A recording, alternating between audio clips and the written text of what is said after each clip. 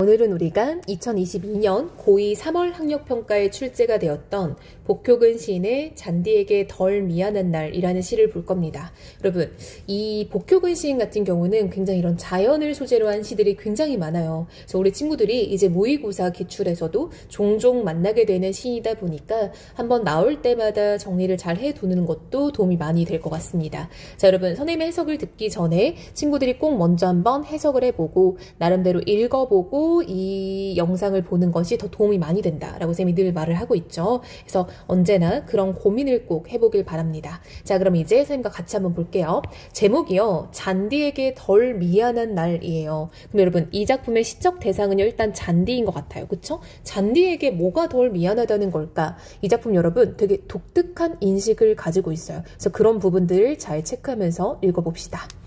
천변 잔디밭을 밟고 사람들이 걷기 운동을 하자 잔디밭에 외줄기 길이 생겼다. 자, 여러분, 사람들이요 이렇게 잔디밭을 걷다 보니까 잔디밭에 외줄길, 이게 무슨 말이냐면 이렇게 여러분 잔디들이 막 자라나 있잖아요. 근데 사람들이 그 길을 하도 밟으니까 여기에 이렇게 잔디가 다 죽고 길이 생긴 거예요. 자, 무슨 느낌인지 알겠죠? 자, 그런 상황을 이 사람이 포착을 한 거죠. 즉 어떤 일상 속에서 포착을 한 겁니다.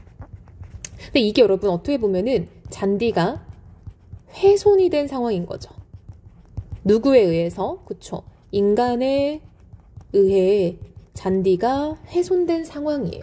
그럼 보통 우리가 이런 경우에는 자연을 파괴하는 인간에 대해서 좀 생각하는 경우가 되게 많죠. 어쩌나 잔디가 밟혀 죽을 텐데 내 걱정 아랑곳 없이 가르마길이 나고 그 자리만 모두 잔디가 죽었다. 오늘 새벽에도 사람들이 그 길을 걷는데 멀리서도 보였다. 죽은 잔디싹들이 사람의 몸속에 푸른 길을 내고 살아있는 것이 푸른 잔디의 것이 아니라면 저 사람들의 말소리가 저렇게 청량하랴라고 의문형으로 말하고 있지만 청량하다라는 걸 강조하는 거죠. 자, 여러분, 여기서 바로 등장하는 겁니다. 매우 새로운 인식이. 자, 무슨 말이냐면요, 잔디가 죽은 게 끝이 아니라요, 그 잔디가 인간의 몸속에 살아있더라라는 거를 깨달았다는 거예요. 즉, 이 부분을 보면요, 우리는 위에서 잔디가 훼손됐네, 아, 인간에 의해 자연이 파괴되는 건가? 라고 생각을 했는데 그게 아니라 이 사람은요, 인간에 의해 파괴된 자연이 다시 인간 속에 살아있음을 깨달았다는 거예요. 즉, 정리해 볼게요. 인간에 의해 파괴된 자연이 인간의 몸속에서 다시 생명력을 얻었더라. 그것을 얘기하는 거죠. 그래서 이 작품은 굉장히 시선이 독특하다라는 걸 알 수 있을 것 같아요. 여러분, 쌤이 이제 넘어져서 손바닥을 다쳤어요. 그래서 이게 딱 쓰는 자리에 그 손이 베겨서 좀 글씨가 이번 주엔 좀 안 예쁠 수 있을 것 같거든요. 조금 이해해 주길 바랍니다.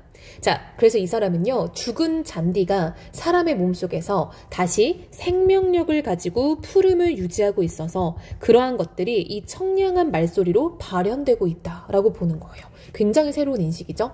걷는 사람들의 웃음소리, 얘기소리에서 싱싱한 풀꽃 냄새가 난다. 여러분, 소리는 청각인데요, 그런 청각에서 냄새, 후각적인 게 느껴진다. 청각의 후각화, 이런 거 우리가 공감각적 심상이라고 하죠. 다른 말로는 감각이 다른 감각으로 전이됐다. 감각의 전이입니다. 그제서야 나는 잔디가 죽은 것이 아니라 사람들에게 길을 내어주고 비켜서 있거나 아예 사람 속에서 꽃피고 있음을 안다 라고 해서 여러분, 지금 여기서 현재 시제를 사용하고 있죠. 이렇게 현재 시제를 사용하는 이유는 그 순간의 어떤 현장감을 부각하는 거죠. 즉, 이 사람은요, 잔디가 그냥 죽은 게 아니라, 아, 내가 잔디는 사람들의 마음 속에서, 그 속에서 다시 피어나고 있구나 라는 거예요.